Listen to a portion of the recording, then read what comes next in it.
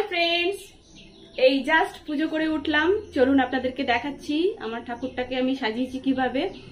আর যেহেতু কালকে রাত থেকে প্রচুর বৃষ্টি হচ্ছে, মেঘ গর্জন তো হচ্ছেই, তার সাথে সাথে বৃষ্টি হচ্ছে।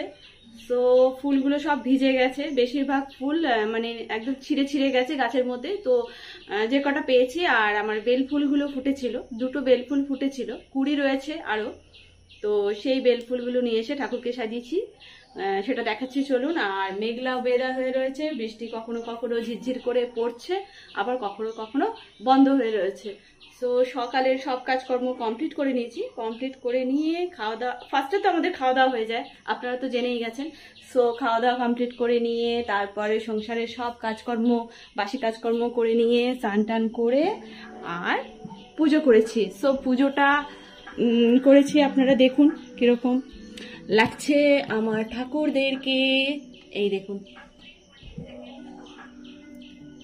দেখেছেন?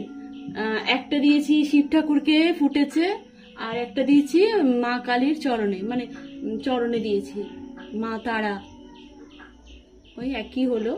সো এই কটা ফুলই পেয়েছি, এই কটা ফুল দিয়ে সাজিয়েছি, কারণ সব বৃষ্টিতে ভিজে নেতিয়ে গেছে, ছিঁড়ে গেছে গাইস।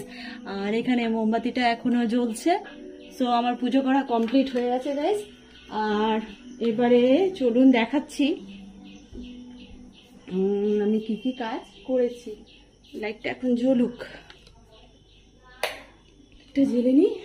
আমার কাজের মধ্যে হয়েছে, আমি সকালে ব্রেকফাস্ট বানিয়েছিলাম আজকে, সেই তার সাথে ডিমটা সিদ্ধ করে রেখে দিয়েছি, 5খানা ডিম সিদ্ধ করেছি। আর কি করব, পরোটা করেছিলাম আজকে, আমাদের ঘরে পরোটা হয়েছিল ব্রেকফাস্টে। সো এই দেখুন, কালকে আপনাদের বলেছিলাম না যে আমার গাছে একটা পেঁপে হয়েছিল, সেই পেঁপেটা আমি পেরে রেখেছি যাতে জল ঝরে এটা নষ্ট না হয়ে যায়।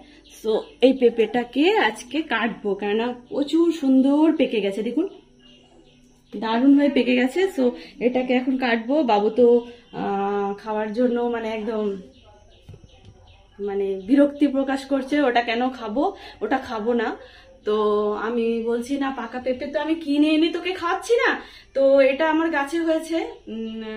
ওই যে ঝড়টা আসার কথা ছিল না, রেমাল, সেই রেমাল ঝড়ের যেদিনকে ঝড় আসবে, মানে রাত্রে শুনছি, সেদিনকে আমি বিকেলবেলা এটা তুলে নিয়েছি, কেননা ঝড়ে গাছটা পড়ে যাবে, আর প্রায় পাকা হয়ে গেছিল, পেঁপেটাও পড়ে যাবে। সো এটা বেশ 4-5 দিনই তো হলো নাকি, রেমাল এসেছিল কিবারে মনে নেই, যাক 3-4 দিন তো হয়েছে, সেটা ঘরে রেখেছিলাম, আরো বেশি ইয়েলো কালারটা হয়ে গেছে।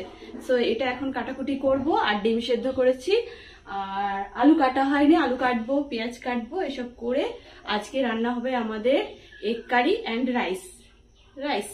আর কিছু নেই।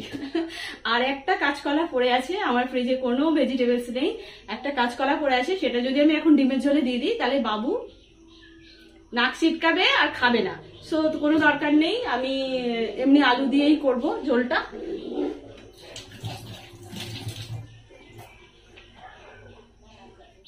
সো গাইস, আমি রান্না বান্না করে ফেলেছি অ্যান্ড চলে এসেছি খেতে।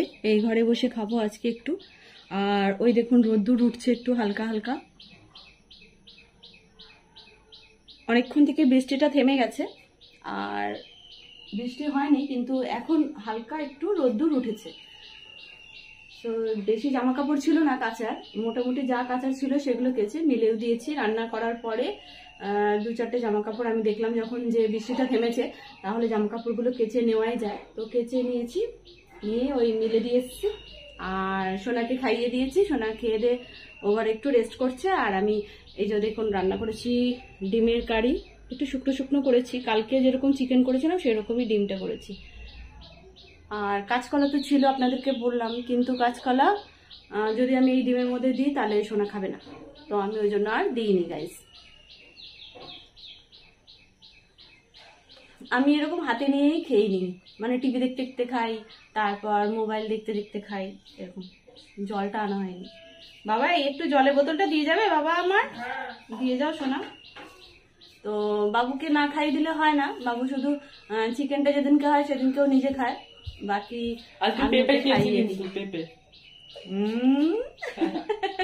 পেঁপে প খাইনি গাইস, কেননা পেঁপেটা কেটে আমি ওকে বললাম খা, দূর থেকেই বলছে গন্ধ, কি গন্ধ, আমি বমি করে দেবো মা, তুমি আমাকে খাইও না। তো অনেক চেষ্টা করলাম বুলিয়ে বালিয়ে খাওয়ানো, কিন্তু খাবে না। তো আমি খেয়েছি আর কিছুটা রেখে দিয়েছি, পরে খাবো, কেন অত বড় পেঁপেটা তো একা আমি একসাথে খেতে পারবো না।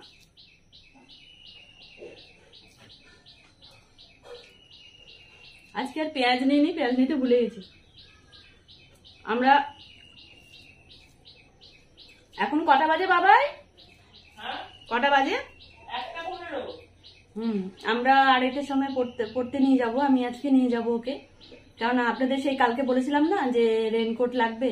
সো পড়া হয়ে গেলে একটু রেনকোট কিনবো, তারপরে 2-1টা কপি দরকার, কপি কিনবো, রিফিল কিনবো, পেন কিনবো, এইসব কিনে টিনে নিয়ে একেবারে ওকে পড়িয়ে নিয়ে আর এসব কিনে নিয়ে চলে আসবো। তাই আজকে একটু তাড়াতাড়ি ফাস্ট সব কাজকর্ম করে নিয়েছি আর খেয়েও নিচ্ছি খুব তাড়াতাড়ি।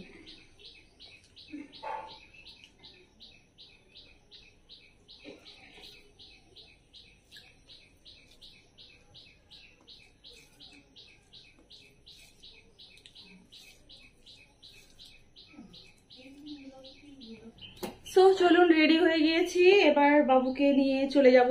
বাবু কয়েকটা জিনিস কিনবো, কপি টপি এসব কিনবো। আর বাবু আগেই পড়তে চলে গেছে, তার কারণ হচ্ছে ও 3:45 থেকে ক্লাস, তাহলে 3:45 ও বেরিয়ে চলে গেছে। আর আমাকে বলেছে তুমি একটু পরে আসো, কারণ আমার ক্লাসটা ওভার হবে, তারপর ওকে নিয়ে আমি চলে যাবো। ওর যে কটা জিনিস লাগবে কিনে দেবো। আর রেনকোটটা, স্পেশালি রেনকোটটা কেনার জন্যই আমি যাচ্ছি, আর তা না হলে পেন টেন বা কপি ওগুলো আমি পরে কিনলেও হতো। তবে যে ভয়টা ছিল আমার যে বৃষ্টি হবে, বৃষ্টিতে ভিজে ভিজে কি করে যাব কিনতে, তো সেই ভয়টা কেটে গেছে। রোদ্দুর উঠে গেছে, আপনারা দেখতে পারেন কি সুন্দর রোদ্দুর, হালকা হালকা রোদ্দুর। এখন রোদ্দুরের তেজ নেই খুব একটা, কটকটে রোদ্দুরটা না, তবুও মানে একটু হালকা হালকা রোদ্দুর। এই যে আমাদের বিছানাতে দেখলে বুঝতে পারবেন রোদ্দুরটা খুব হালকা রোদ্দুর। সো এখন আমি বেরোবো, কিন্তু দেখে আসি কটা বাজে। দাঁড়া, এক্স্যাক্টলি কটা বাজে? 3:30 বাজে গাইস। সো আমি এবার বাবুকে নিয়ে কিনে নিয়ে সেই আস্তে আস্তে আমার হয়ে যাবে। এখন তো ওর 4:30টায় ছুটি, তাহলে আস্তে আস্তে হবে 4:30, 5:30, 7:30, ওই 7টার কাছাকাছি আমরা বাড়িতে চলে আসবো। একটু তো টাইম লাগবেই না।